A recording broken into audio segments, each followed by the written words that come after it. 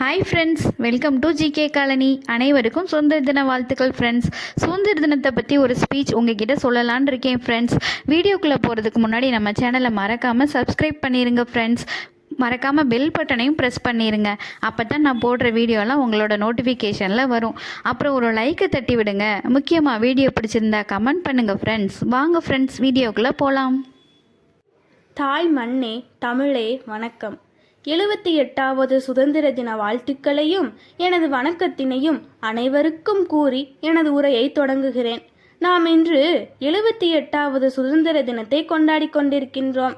நமது நாட்டின் சுதந்திரம் இமைக்கும் நேரத்தில் பெற்றதல்ல, பல இமைகள் மூடியதனால் பெற்றதே. சுதந்திரம் என்றால் என்ன?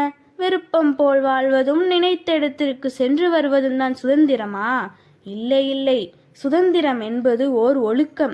இந்த நாட்டிற்கும் சமுதாயத்திற்கும் மக்களுக்கும் பயன்படும் வகையில் எவன் ஒருவனால் சுதந்திரமாக வீரியமாக செயல்பட முடிகிறதோ அதுவே சுதந்திரம். போராடி பெற்ற சுதந்திரத்தை பேணி காப்பது நம் ஒவ்வொருவரின் கடமையாகும். பெண் சுதந்திரம் மறுக்கப்பட்ட எத்தனையோ தேசங்களுக்கு மத்தியில் என் நாடு எனக்கு கல்வி சுதந்திரத்தை வழங்கியிருக்கிறது.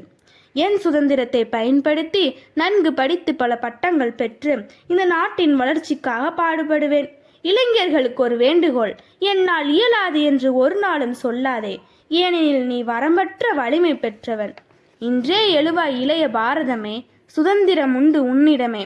கத்தி தேவையில்லை, புத்தி கொண்டு யுக்தி படைப்போம், நம் நாட்டை முன்னேற்றுவோம். நாம் சுதந்திர காற்றை சுவாசிக்க உயிர்விட்ட பல தலைவர்களுக்கும் தியாகிகளுக்கும் நன்றி கூறி எனது உரையை முடித்துக் கொள்கிறேன். வாழ்க பாரதம், வாழ்க தாய்மொழி. ஜெய்ஹிந்த்.